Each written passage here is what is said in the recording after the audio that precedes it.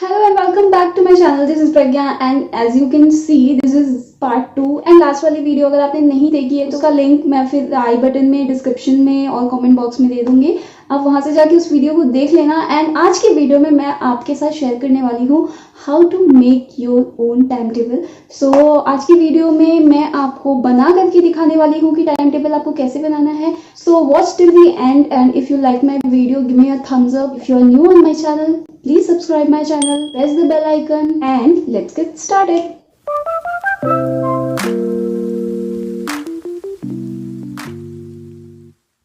So first of all आपको क्या करना है कि एक पेपर लेना है। So you have to take a simple paper, और आप चाहो तो लाइन वाला पेपर भी ले सकते हो। और फिर आपको क्या करना है, स्केल से एक लाइन ड्रॉ करना है। तो फर्स्ट वाला कॉलम जो होगा वो ऑलमोस्ट 1.5 इंच का होगा, और उसके बाद हम इसे 1.5 करके 7 कॉलम्स में डिवाइड करेंगे। और फर्स्ट वाला जो कॉलम है वो 1 इंच का होगा। और इसको डिवाइड करने के बाद हमें एक स्ट्रेट लाइन खींचनी है नीचे की तरफ। और ये स्ट्रेट लाइन जो है, ये 7 रोज़ जो आप देख रहे हो, इसमें हमारा होगा Sunday, Monday, Tuesday, Wednesday, Thursday, Friday and Saturday. तो इसलिए हमने ये 7 रोज़ किए हैं। सो मेनली क्या है कि ये हमारा वीकली प्लानर है। सो वीकली प्लानर जो है, आप चाहो तो उसी को हर मंथ में फॉलो कर सकते हो, हर वीक में फॉलो कर सकते हो, एज यू विश। अगर आप चाहो तो चेंज भी कर सकते हो। सो फिर हमने क्या किया कि साइड में भी हमें रोज़ बनाने हैं। तो यहाँ पे हमने 1 इंच पे मार्क किया हुआ है, 1 इंच पे मार्क किया हुआ है। सो यहाँ पे आपको उतने रोज़ बनाने हैं जितने कि आपके सब्जेक्ट्स हैं। तो अगर आपके 5 सब्जेक्ट्स हैं तो आपको 5 रोज़ बनाने हैं, आपके 7 या 8 सब्जेक्ट्स हैं तो आपको 8 रोज़ बनाने हैं। और इस तरीके से सबसे पहले डिवाइड कर लेना है। सो फर्स्ट पार्ट में मैंने आपको बताया था कि you should divide your time. So according to your subject, जो भी आपको टफ़ लगता है आपको उसको ज़्यादा टाइम देना है, और जो इजी लगता है उसे कम टाइम देना है। तो उसी को ध्यान में रखते हुए हम ये वाला प्लानर बना रहे हैं। सो अब मैं क्या कर रही हूँ, स्केच पेन से इसकी आउटलाइन करूँगी, जो भी लाइन हमने ड्रॉ की है। सो पेंसिल से इसलिए ड्रॉ करना है हमें कि ताकि कोई गलती हो जाए तो हम उसे इरेज कर सके। और क्योंकि स्केच पेन से कर दोगे तो फिर बाद में हम इसे इरेज नहीं कर पाएंगे, हमें क्या करना पड़ेगा कि हमें दूसरा पेज लेना पड़ेगा। सो इसलिए आप इस तरीके से काम कर सकते हो। कलर आपको कुछ भी चूज़ करना है, लेकिन रोज़ के लिए मैं आपको ब्लैक कलर ही सजेस्ट करूँगी, जिससे कि आपका जो है जो टाइम टेबल है उसका अच्छा इम्पैक्ट पड़े आपके ऊपर। आप सामने देखो तो वो बिल्कुल क्लियर हो, आप बिल्कुल क्लियरली उसे समझ सको। एंड ये सारे रोज़ जो हैं वो बन चुके हैं। सो मेन जो लाइन है उसको मैंने डार्क कर लिया है, और ऊपर के साइड भी एक और लाइन हम डिवाइड करेंगे, क्योंकि इसके नीचे हम संडे, मंडे एंड मतलब डेज़ के नेम जो हैं वो लिखने वाले हैं।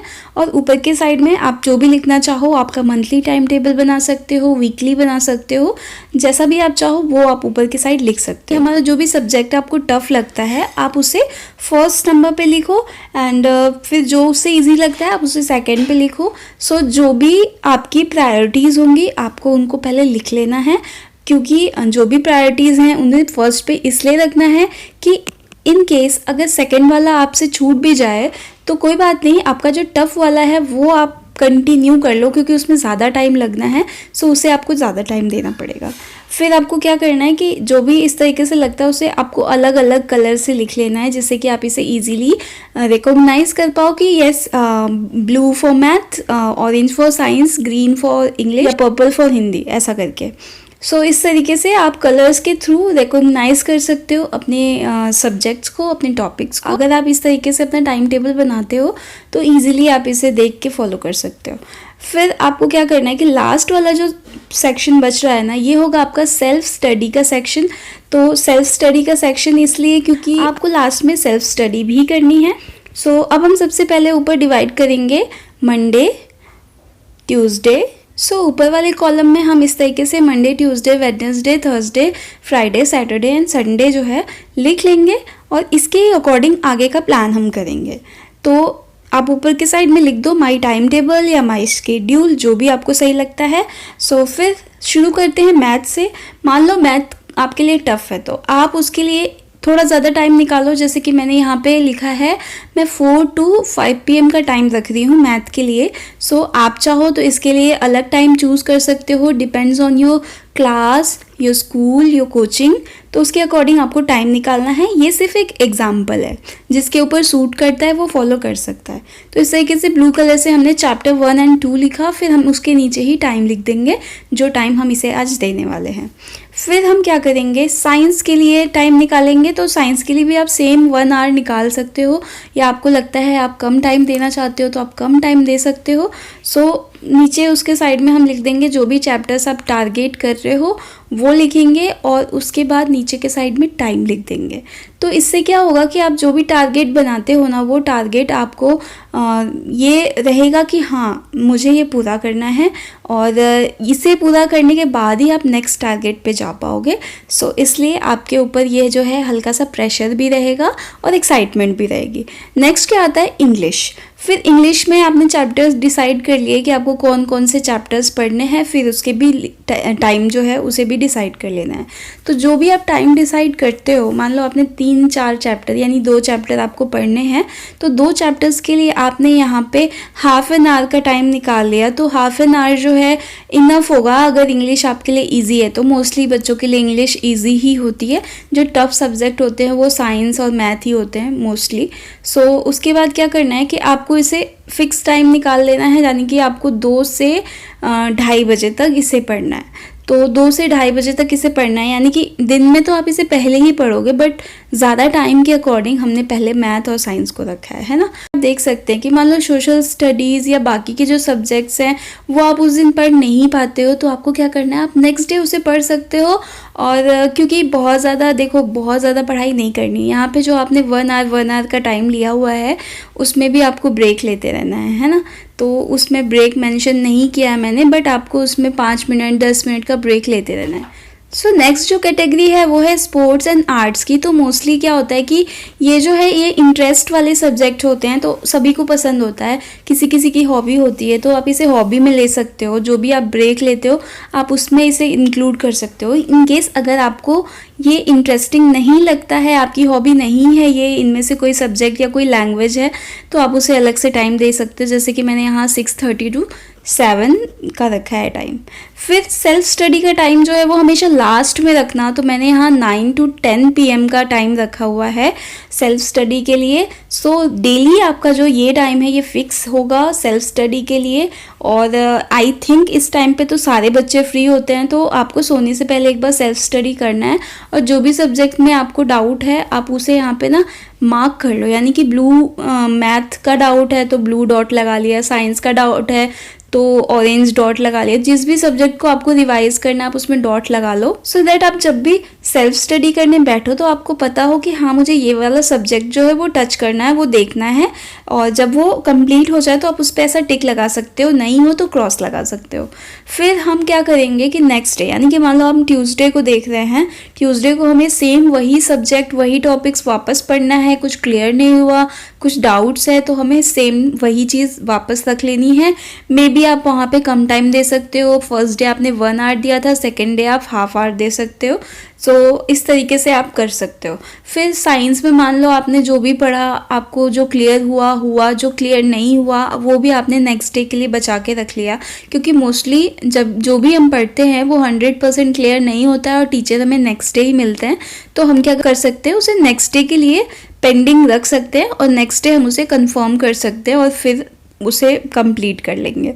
फिर इसी तरीके से इंग्लिश का, मान लो आपने जो चैप्टर्स कंप्लीट कर लिए, उसके साथ अगर आपको लगता है कुछ डाउट है तो आप कुछ एक्स्ट्रा चैप्टर्स ऐड कर सकते हो या कुछ नया चैप्टर पढ़ सकते हो। तो जो भी आपने पढ़ लिया है उसे अगर रिवाइज़ करना है तो आप रिवाइज़ भी कर सकते हो। सो आपको जो भी पढ़ रहे हो उसे क्लियर करना है, उसके अकॉर्डिंग ही प्लान बनाना है। और ये सारी जो प्लानिंग है ना, ये आपको एक दिन पहले कर लेनी है कि आज मेरा इतना हो गया तो मैं कल ये वाला चैप्टर हमें पढ़ना है, और आज ये इतना पढ़ा है तो कल इसको वापस से कंफर्म करना है, इसमें कोई डाउट है तो टीचर से पूछना है। ये सारा चीज़ आपको एक दिन पहले प्लान कर लेना है। और ये सब पढ़ने के बाद आपको लास्ट में जब आप पढ़ते हो तो आपको ये नीचे डॉट लगाते जाना है कि इसमें मुझे सेल्फ स्टडी करनी है, इसमें मुझे सेल्फ स्टडी करनी है। इस तरीके से डॉट लगा लेना है। और जब सेल्फ स्टडी कर लो तब आप इस पे इस तरीके से टिक लगा सकते हो, जैसे कि मैं लगा रही हूँ। अब इसी तरीके से आपको अपने पूरे वीक का प्लान कर लेना है। सो हर वीक का यानी कि हर दिन का आपको एक दिन पहले प्लान करना है। सो हमेशा ये मत सोचना कि एक साथ ही सारा का सारा प्लान कर लो। ऐसा एक ग्राफ बना के रख लो, टेबल बना के रख लो और उसके बाद एक दिन पहले आप इसे प्लान कर सकते हो। अब हमारा टाइम टेबल तो बन चुका। एक और इजी तरीका मैं बताऊंगी आपको टाइम टेबल बनाने का। तो मान लो ये वाला टाइम टेबल जब आप फॉलो कर लेते हो, मान लो आपने मैथ पढ़ लिया, आपको पूरा क्लियर है, तो आपने मैथ में ना ग्रीन टिक लगा दिया या ऐसे क्रॉस कर दिया, सो दैट आपको सेटिस्फाइंग लगेगा कि हाँ मैंने इतना पढ़ लिया। सो सेकेंड वे जो है उसके लिए आपको क्या करना है कि सिंपल सा नोटबुक लेना है। नोटबुक हर किसी के पास होता है, तो आपको सिंपल उसके पीछे ही इस तरीके से जो भी सब्जेक्ट्स है अलग अलग कलर में लिख लेना है और जो भी टफ लगता है उसके लिए आपको अलग कलर रखना है हमेशा, जिससे कि आप समझ सको कि हाँ मुझे ये वाले पे ज़्यादा टाइम देना है। फिर इस तरीके से सिंपल मैंने डेज़ का फर्स्ट लेटर जो है शॉर्टकट में उसे लिख लिया है और साइड में मैं 3 कॉलम्स बनाऊंगी। सो इस बार हम क्या करेंगे, इस बार हम इसे क्रॉस नहीं करेंगे। जो भी हमें पढ़ना होगा सिंपली हम 1 2 3 4 नंबर करके हर डे के सामने लिख देंगे नीचे की तरफ। और मान लो संडे को आपको जो भी चैप्टर्स पढ़ने हैं वो आपने मैथ के सामने और संडे के नीचे लिख दिया। और साइड में जो ये कॉलम्स बनाए हैं उसमें हम क्या करेंगे कि हम लिखेंगे डी यानी डन, पी यानी पेंडिंग एंड नन यानी कि एन। सो नन या फिर आप कुछ भी लिख सकते हो जो भी आप रिकॉग्नाइज कर सको। तो यहाँ पे आप इन सारे वर्ड्स का यूज़ कर सकते हो, लेटर्स का यूज़ कर सकते हो और बाद में हम अपने प्रिपरेशन के अकॉर्डिंग इस पे जाके टिक कर लेंगे। तो मान लो मैथ का जो भी आपको पढ़ना था वो आपने पढ़ लिया तो आप डन पे क्लिक कर दो। अगर पेंडिंग है तो आप पेंडिंग पे यानी पी पे क्लिक कर दो। एन यानी कि कुछ भी नहीं पढ़ा है, नन है बिल्कुल, आपको बहुत सारा पढ़ना है तो आप उस पर ऐसे टिक कर सकते हो या क्रॉस कर सकते हो। सो जो भी आपको कन्वीनियंट लगता है वो आप अपने अकॉर्डिंग कर सकते हो। और उसके बाद क्या करना है, एक चीज़ का हमेशा ध्यान रखना कि जब भी टाइम टेबल बनाते हो बहुत ज़्यादा डेकोरेटिव फॉन्ट्स का यूज़ मत करना, डिस्प्ले फॉन्ट का यूज़ बिल्कुल नहीं करना है। आपको सिंपल फॉन्ट का यूज़ करना है। जितना सिंपल होगा उतना ज़्यादा इम्पैक्टफुल होगा, उतनी जल्दी आप इसे फॉलो कर सकते हो और उतना ही अच्छा होगा। सो आई होप आपको वीडियो मेरी काफ़ी हेल्पफुल लगी होगी। Keep learning, keep growing and stay motivated and good bye.